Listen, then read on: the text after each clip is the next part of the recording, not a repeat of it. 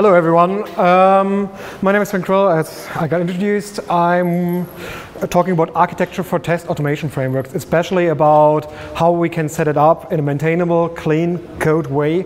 And I'm talking mostly about functional tests. So how can we set them up that they will work? A little bit about me. I'm a testing toolsmith. I'm working for 8 years in testing so far. I'm doing automation for 5 years now, setting up projects, mentoring people on how to do automation, how to improve their coding. I'm a traveler and hiker. I love traveling a lot, so maybe some stories today will also about traveling, like from Joffrey. So we'll see. I'm working right now for an agency in Berlin called Novoda. They are sitting in Berlin, London, Liverpool, and we're actually doing mobile development for a lot of different customers, and we are together on a journey of learning and growth. So going to conferences, speaking conferences, and improving the way we work is very integral. What I'm going to talk about, I think you've seen this pyramid today already. As I said, I will focus on those 10% Geoffrey was talking about today, which are hard to maintain, which might have problems, which are slow, which are flaky, and which actually no one wants to test, and no one wants to touch sometimes because the quality of the code is not the best. So why do we automate? It's a way to reduce your risk, because you have a lot of repetitive tasks, you have a lot of you have a better risk mitigation. When your code base grows, you can't do anything, you can't test everything manually, because it grows, and at some point it becomes too much to test. So you try to automate a lot of things, and which makes your life easier and which makes the reporting easier. Usually, like when people start to automate, the first thing which comes to mind is, let's record them. Let's use Selenium IDE, let's use a lot of tools, and I think a lot of you have seen those tools already. Just a wild guess, how many people used recording tools for writing UI tests? How happy have you been with those? Because what usually happens if you do record a test, this happens. Like you wait a while, and everything gets scrambled up. It's hard to maintain, painful to look at. If you ask a developer, hey, could you help me? They look at it and it's like, no. So the next step, what you would do is, okay, let's do it myself. Let's write the code, make it easier. Developers, but the problem is that the developers are often busy, so a tester who never coded don't know how to do it. So you don't get no good tutorials. Sometimes you force testers to write those automated checks. And Richard Bradshaw, the friendly tester, said once, if you do this, you exchange a good tester with a mediocre programmer, which always means like you're dividing resources. This may be a problem. And those tests look often quite hard to read, hard to understand. What's going on here? You see, okay, I want to sign in with valid credentials. What are valid credentials? What is it doing? It's hard to see, because you write everything in a test, and it looks really similar to the version of the recorder. So then time flows by, everything falls apart again. It's really getting hard to maintain. People are changing. The tester who wrote it left, and everything is hard to maintain. Again, the developers don't like to work with it. You get a lot of duplications, actually. There's like a nice mnemonic for it, which means die, duplication is evil. And it's always a problem. Sometimes the locators get changed, and you have to go through your whole code, change 5 different locations where you touch it. So what happens then is you start repairing on the fly. You become a firefighter. I want to fix everything. I don't know where. You spend most of your time repairing things, and people and managers, they say, oh, automation failed. Automation doesn't work. We spend more time in fixing, we spend more time in maintaining our code than actually writing code and doing that. So what can we do better? So there's no silver bullet, to be honest, but one thing I always do if I go to a customer, I try to build a framework for them. So I'm thinking, what can I do to write maintainable code? What can I do to write understandable code? So what do you do with a framework? You separate your concerns. So basically, you try not to have everything in one file. You try to have one concern for one class. You build a domain language. You're keeping your checks very simple. And you can build reusable components, which you can reuse between multiple tests, which means, on the other hand, you have only one point of change sometimes. If you have, for example, the well-known page object pattern, where you have like everything according to your website or your page or your current view is in one actual view. So coming back to the code we had, what actually went wrong here is you have locators in the code, you have user flows, you have test data, you have a lot of repetition, you have some magic code in there and sleep. So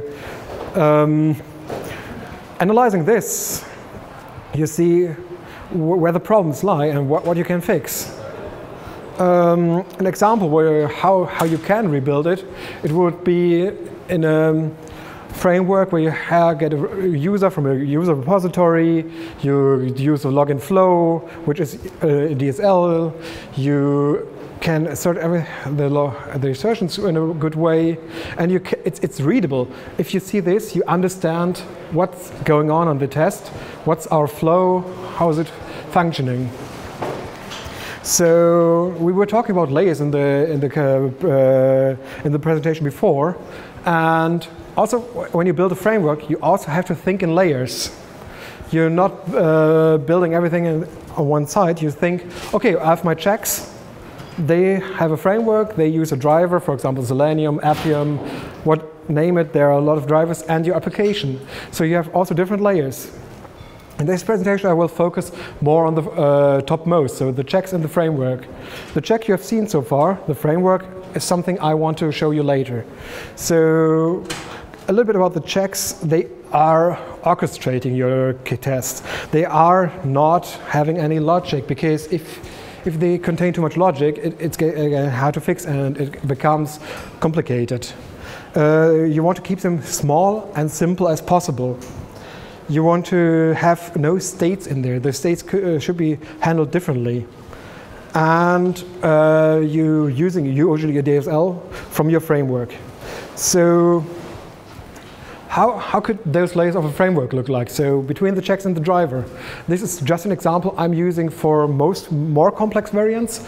So you use your checks, which are working with some repositories, which actually, depending on the data, do data access objects with your database or the internet or an API, or you create data, which might be also interesting for you.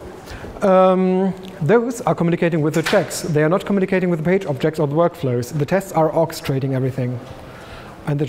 So the checks are then working with the workflows, which is basically like a login.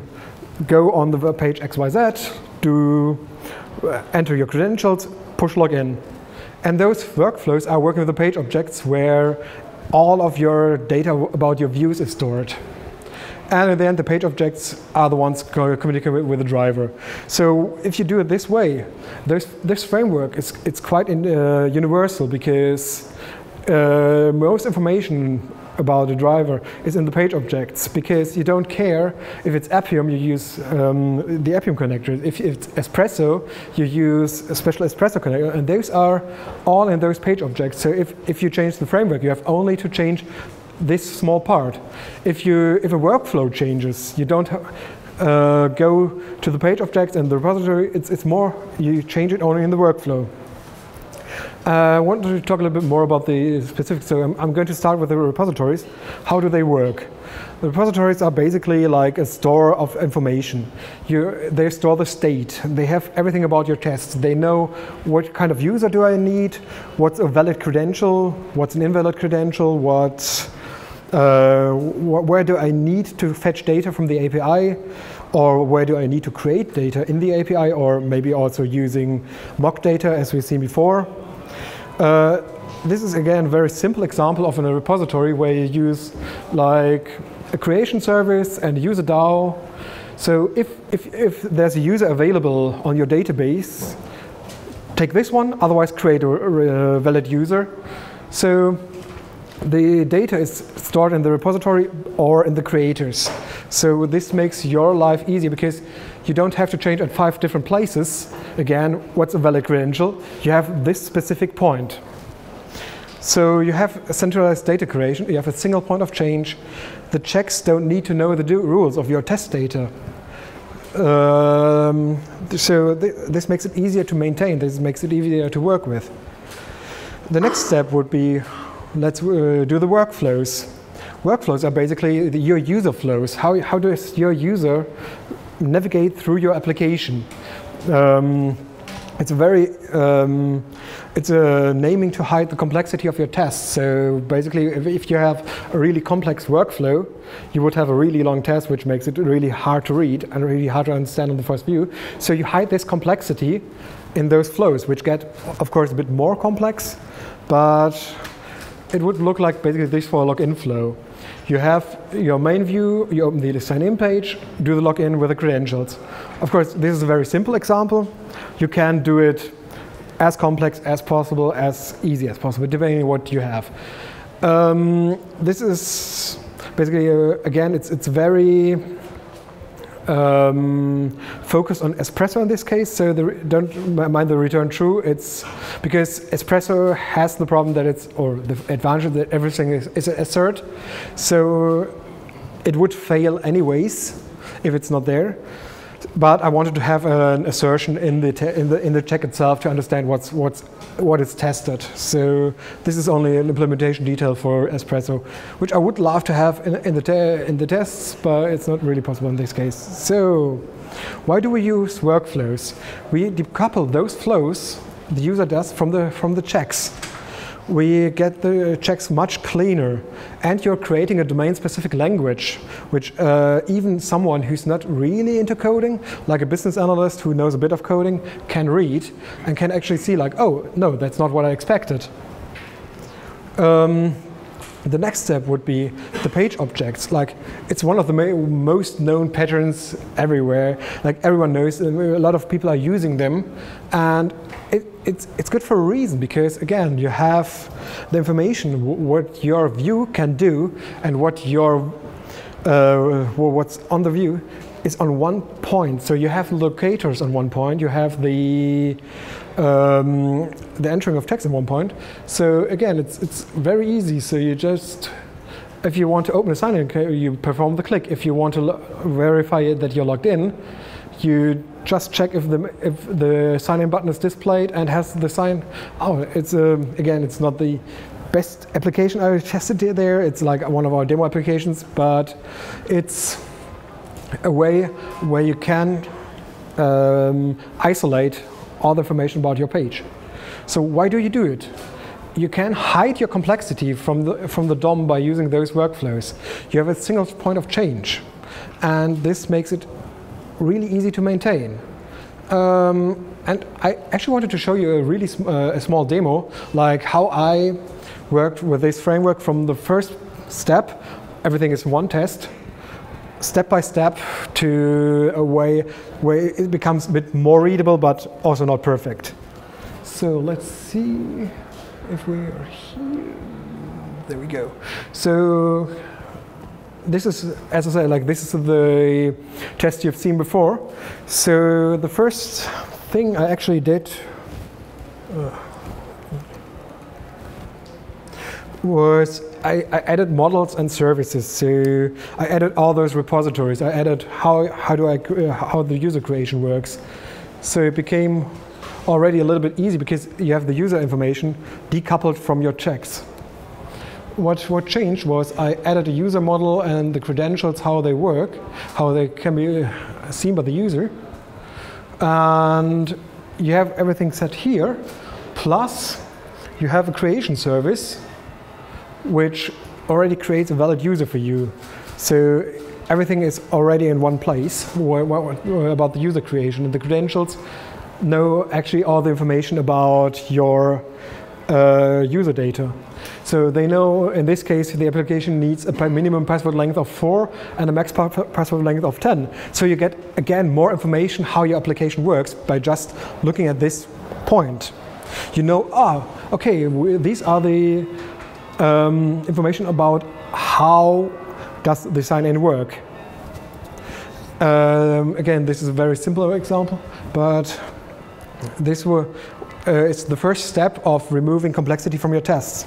The next step would be that I add those user flows I was talking about. So removing all the information from the checks into specific user flows. This is the code. So already the tests become cleaner. You understand what's going on. And you have all your information now in this login flow. You can see, oh yeah, okay, I know now, check if I'm logged in. It means this activity is shown. The correct error displayed is when it displays this dialog, and you check if they signed in, if sign out is visible. The next step I did was creating finally the page object I was talking about. Yep. So I basically removed all this information from the flow now and put it into the page objects.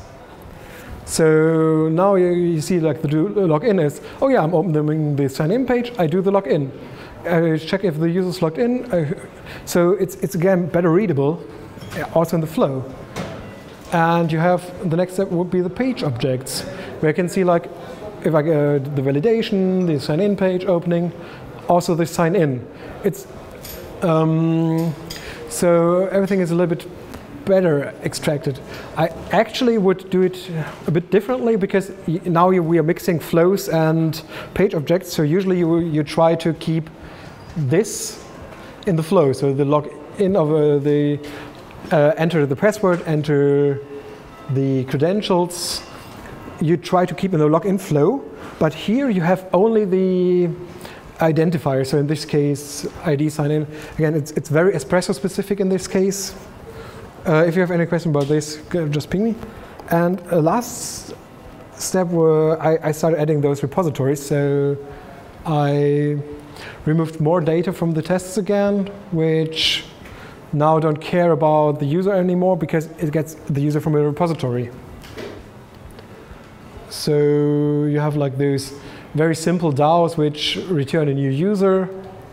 And for example, with an admin status, I'm adding some other patterns like the builder pattern in this case.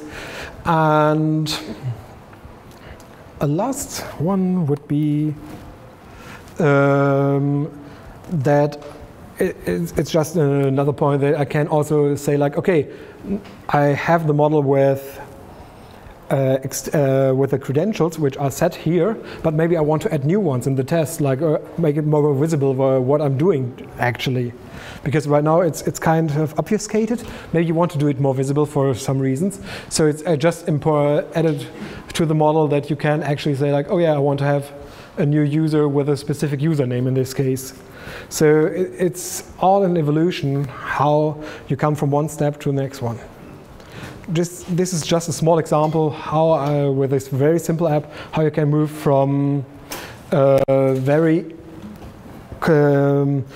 one file that handles all tests to a more framework-based approach. So we were talking about this. So are there any pitfalls? Yes, there are. So the problem is, if you do this, it takes a lot of time. It's like you have to talk to your managers like, oh yeah, we have to build up a test framework. This will take time. This will make things more complex. And this might be a problem for some testers, and some people understand why it takes so long. You have to collect your information and act accordingly. So if you don't, sorry. So you should have an eye on your dependencies. The problem is because if it gets too much, it gets really complicated. If you have a lot of dependencies in your project, you have to add dependency injection, you have to add more complexity in the tests, which also means you need your developers helping you. You need your developers in the boat, you need, sorry, yeah, 15 minutes? You need the developers working with you, you need them in the boat, because if they are not in there, it gets complicated if the framework gets complicated. You need to plan your checks better because you need to know what do you want to test, what's going on. You have to work again closely with your devs, and you have to think of what do I test. So, because a problem is like if you do a lot of automation, you do. Sorry, I'm just getting out of. Again, so another pitfall would be that you don't know, that you have to know what's an actual bug, what's failure, what's in the system. So the frameworks don't help you with this one. So you have to know what's going on. So you have to know does it fail because it's a bug or not. This framework doesn't help you with it. You need to.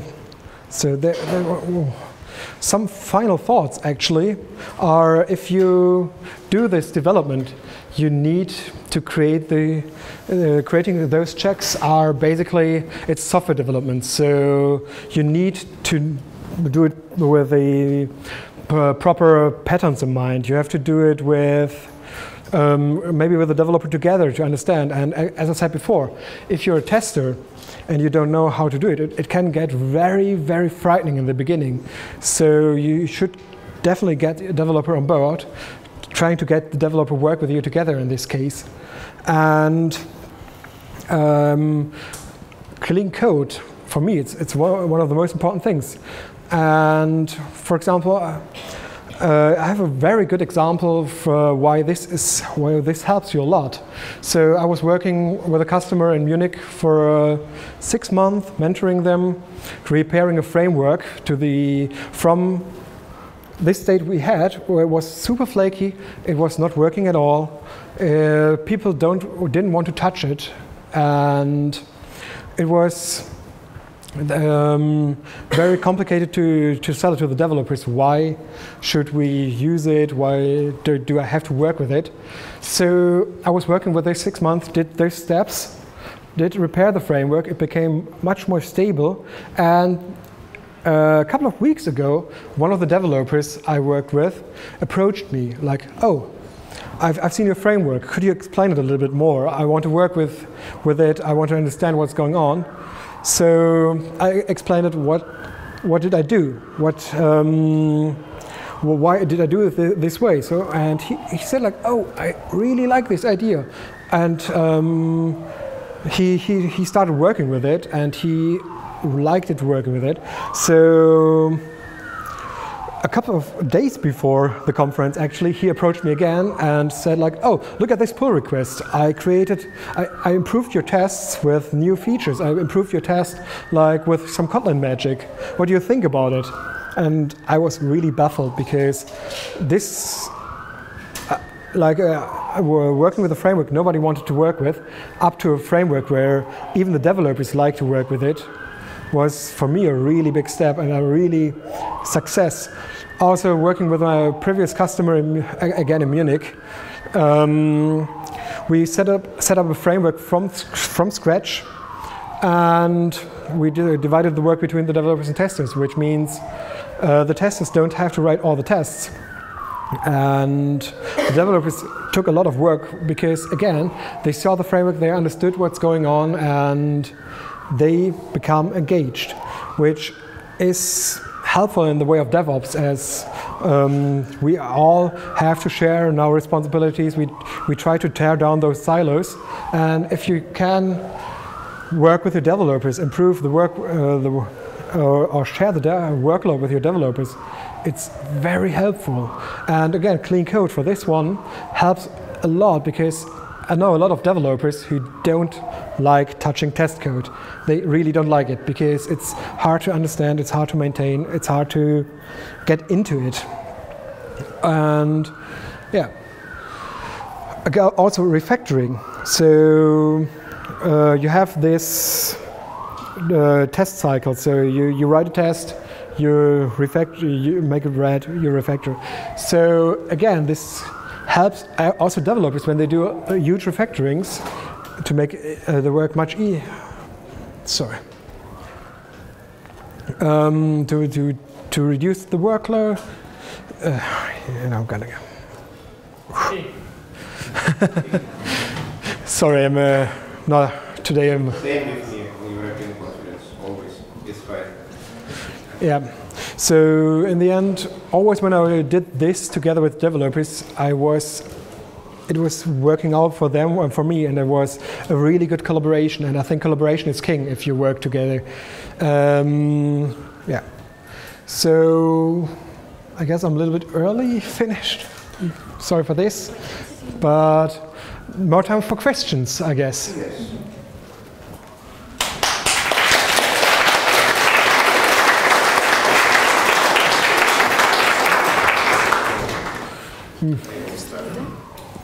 Slido.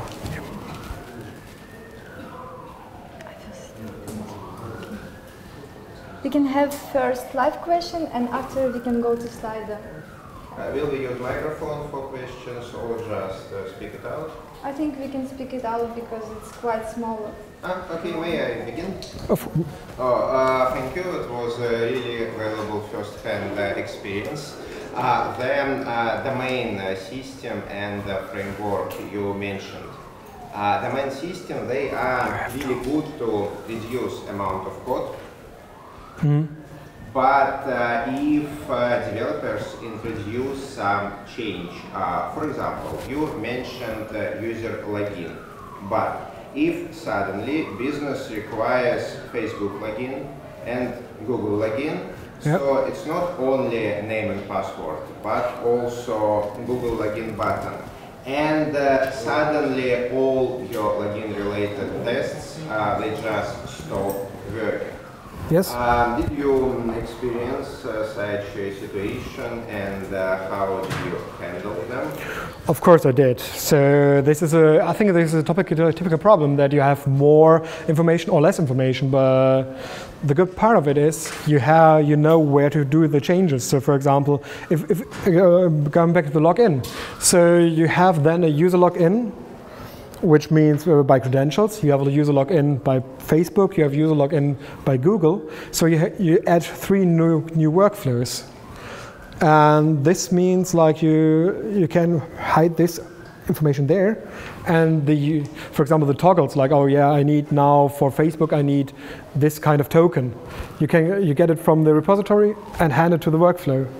So it's an easy way to introduce. Of course, the test will break, but you have an easy way to change it. You have an easy way to understand where do I have to do the changes. I think you wanted to. Oh, sorry. Just do. Okay.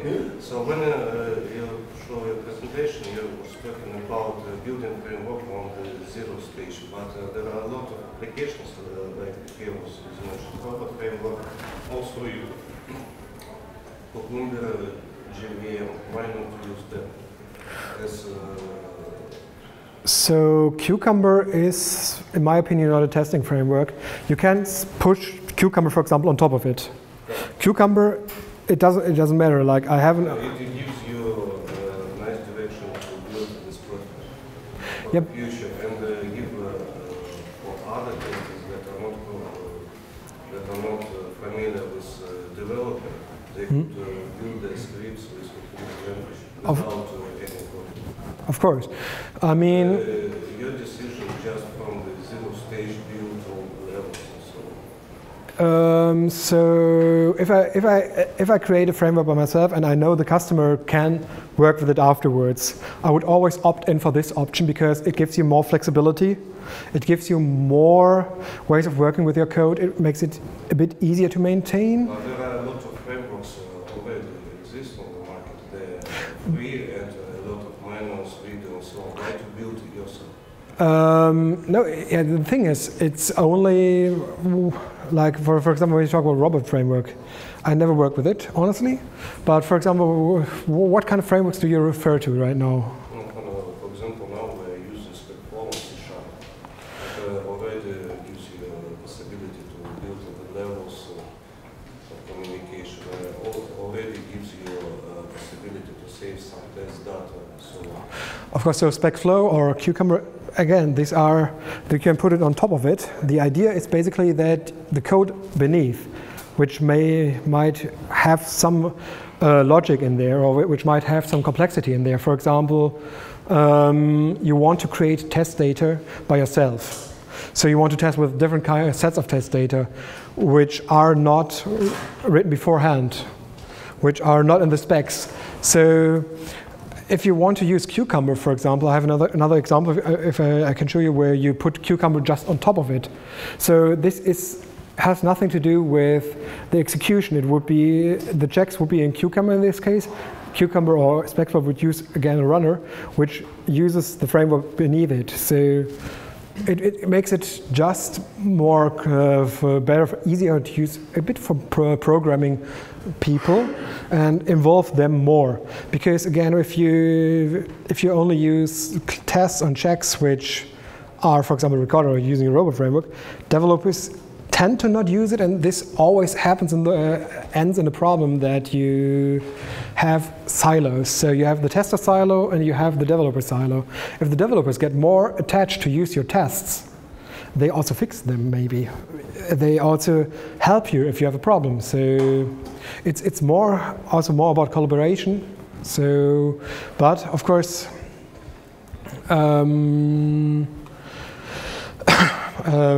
in this case, I personally prefer using those over like recording frameworks. I think Roman was trying to say that, for example, in some frameworks, some functionality already implemented. Of course. For example, if you implement test for web and your page trying to save something to local file system, when Windows pop-ups you will see it. So you cannot automate it from Sven because it's a web browser driver, and you need something wrappers for Windows Forms, for example, to get control from this window. And some tools already have this element, so you just can use already implemented functionality for lower levels, like get Windows, select the field, enter some data, and so on. So the question, I think, where is the balance between developing code yourselves or reusing already implemented? So again, it depends on your project, on your team, and what you're wanting to build. So if there is an easy functionality you could use, like a good example would be a previous customer I was working with.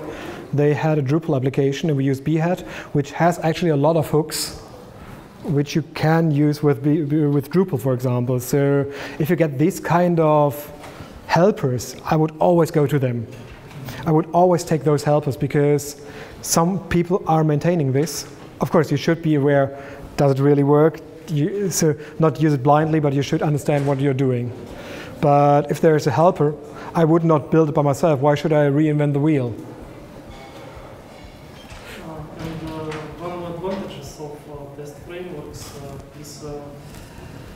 But on top of test framework, not only tests can be implemented, but some utils, for example, for developers or for others, some console utility which you can use with different parameters. And actually, test framework is the kind to invoke some functionality from the application. So you can not only to test, but to make some boring work like hill with data, for example, database with same data.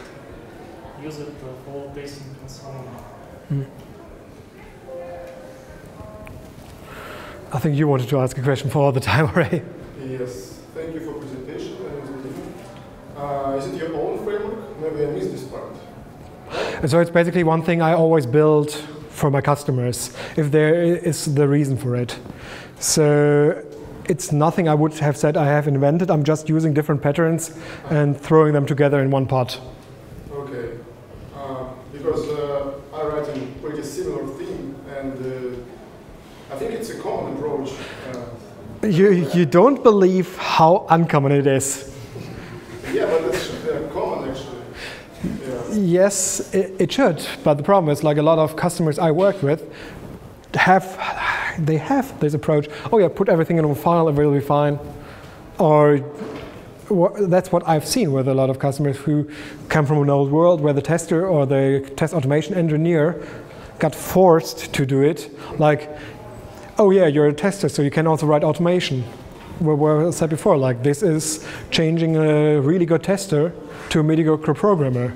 So they do the tutorials in the market for this are horrible. Okay.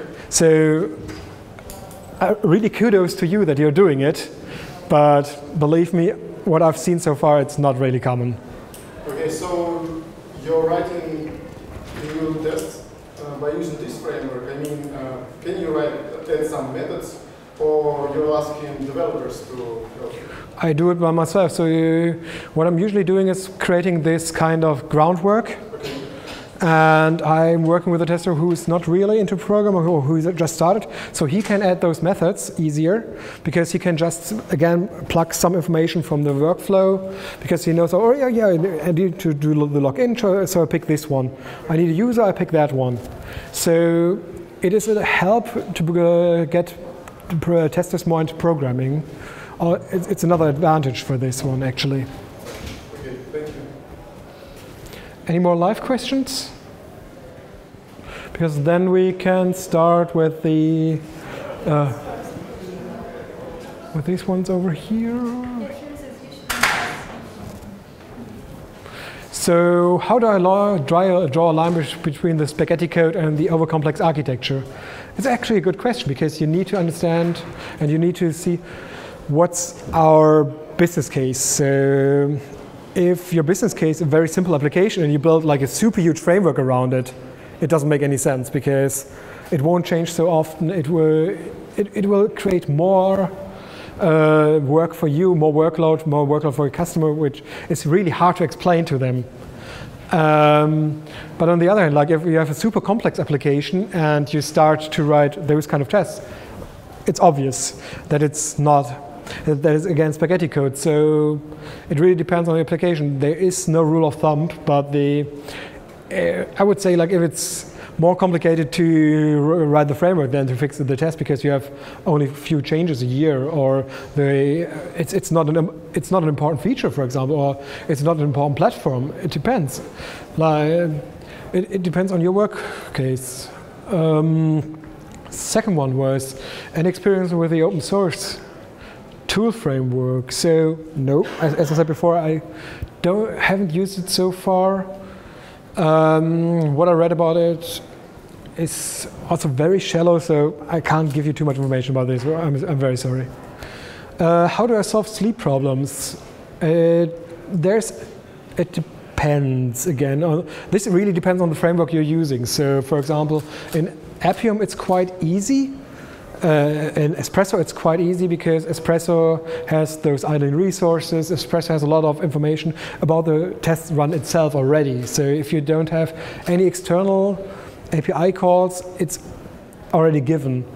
But for example, if I'm using Selenium, Appium, and those kind of things, I try to write those tests implicit, which means I'm checking for an element if it appears. I'm writing sleeps or waits, but they wait for a specific element, or they wait for a specific element I know which is on the page.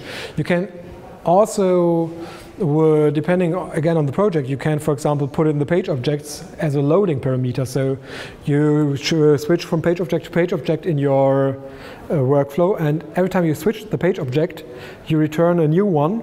And in the constructor, you say like, oh yeah, check that this element is visible. So you do kind of flow test, which depends again on the use case. I would advise or not advise, because it actually leads to the problem that you don't separate your concerns. But again, it really depends on the framework you're using underneath.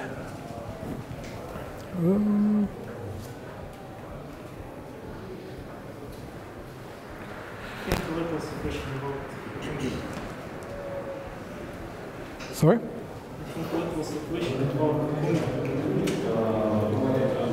So, what approach do you? What do you mean with parameters? So, if I, do you mean like which login I'm using? So, the idea is basically that this is in the user objects in the creators, which know the parameters. Or if you use, for example, Cucumber, it's again like as Geoffrey said this morning. You just use your examples as parameters, so you can, for example, use Cucumber, or you can use other collaboration tools to get the parameters in the test. So again, it depends what you're testing, what your parameters are, how often they change. But I'm trying to keep the logic for the parameters either in the collaboration level, which means the Cucumber BDD level, or I keep it in the creator files or the yeah, there. Sorry, I put all data in some external file. Sorry? So I put all your test data in some external file. I wouldn't prefer to do this if it's not if it's possible to not do it. For example, it depends. Like for one customer I worked with a long time ago, we had like XML files pushing in the data into our server. So we had like a stub server for this one. This makes it really easy because you have it also in your repository then. You know which kind of test data you're pushing in the server. But referring to the talk before, you need to be sure that this data is working. So this makes it, I think it's a hard task to maintain this test data itself, because you need to sync it with your application, with your test application, and the real application. So parameter synchronizing is really hard.